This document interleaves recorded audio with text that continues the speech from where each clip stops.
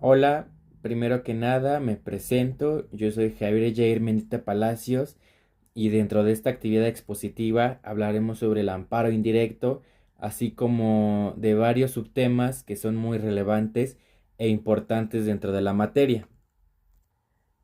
Tenemos que empezar primero con una pequeña introducción. En esta tenemos que el juicio de amparo es mucho más que una herramienta jurídica, es un reflejo de la lucha histórica por la protección de los derechos humanos y la limitación del poder público. Este tiene como antecedentes la creación en el siglo XVIII, que este mecanismo ha experimentado una evolución significativa, adaptándose a los desafíos sociales, políticos y económicos que ha enfrentado el país. Originalmente fue concebido como un recurso para proteger los derechos de propiedad y libertades básicas. Ahora bien, vamos a continuar con el primer tema, que son los efectos.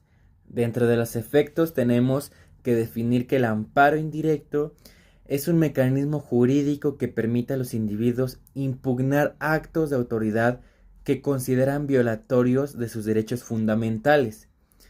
Ahora, según el artículo 77 de la Ley de Amparo, los efectos de la sentencia varían dependiendo de la naturaleza de un acto reclamado. ¿Qué quiere decir esto? Que tenemos los actos positivos. Estos actos positivos es cuando el acto reclamado implica una acción por parte de la autoridad que la sentencia debe restituir al quejoso en el pleno goce del derecho violado. ¿Qué quiere decir? Que éste restablece las cosas al estado que guardaban antes de una violación. Ahora bien, los actos negativos u omisivos son los actos en los que es una negativa a una omisión de la autoridad.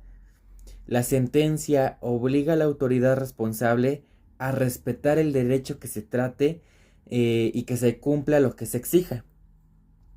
Es importante destacar que la sentencia de amparo indirecto generalmente tiene efectos relativos. ¿Qué quiere decir? Que solo benefician al quejoso que promovió el juicio. Sin embargo, existen excepciones en las que las sentencias pueden tener efectos extensivos en beneficios a otras personas inculpadas por el mismo concepto que se imputó al quejoso original. Las sentencias de amparo indirecto buscan proteger los derechos del quejoso frente a actos de autoridad, ya sea restituyendo el derecho vulnerado o incitado a la autoridad a cumplir con sus obligaciones legales. Aunque sus efectos son principalmente individuales, existen circunstancias en las que pueden tener implicaciones más amplias beneficiando a otras personas, como se acaba de mencionar anteriormente. Ahora bien, vamos a proseguir con el siguiente tema, que es la garantía y contragarantía. En esta tenemos que las figuras de la garantía y la contragarantía son mecanismos esenciales que buscan equilibrar los derechos de las partes involucradas durante la tramitación del proceso, particularmente en el contexto de la suspensión de un acto reclamado. La garantía es un requisito del quejoso, o sea, quien promueve el amparo, que puede verse obligado a otorgar cuando solicita la suspensión como finalidad garantizar los posibles daños y perjuicios que puedan generarse de la parte contraria.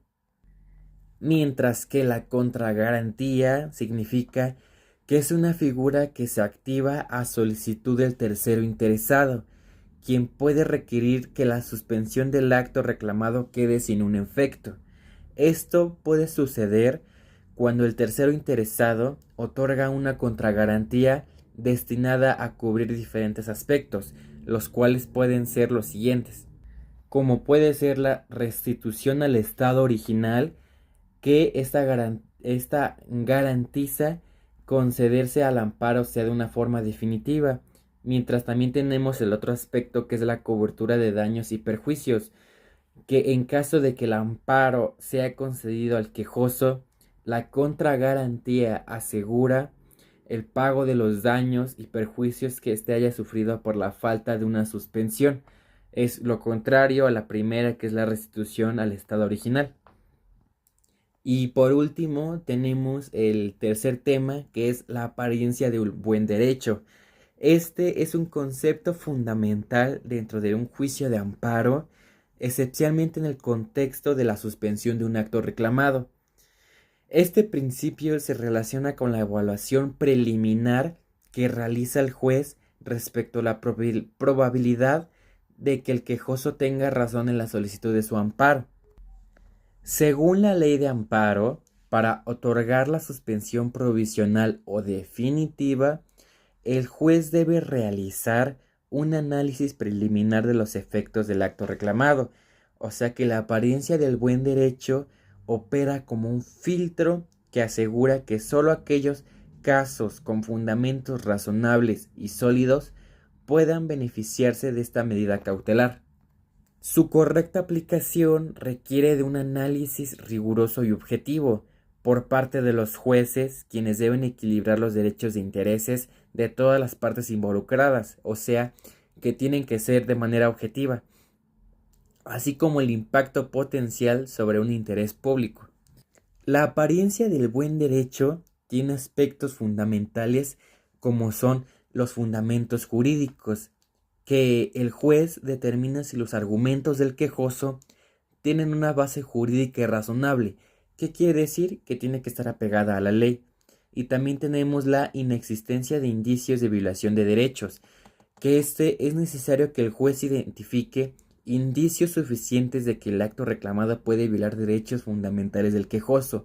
Este incluye analizar si el acto de la autoridad parece carecer de fundamento legal o excede las facultades de una autoridad, o sea, que está excediéndose de sus facultades y poderes que tiene y son contrarias a los derechos.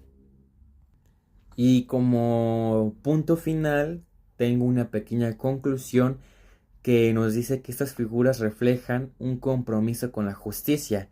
¿Por qué? Porque tienen que estar apegadas a las leyes y tiene que tener los fundamentos tanto jurídicos como de hechos relativos a lo que se está exigiendo para que se puedan cumplir tanto las medidas cautelares, la suspensión de los actos y también que busquen las necesidades de una protección y reparación de lo que se está solicitando o exigiendo ante un juez. Sería todo y gracias.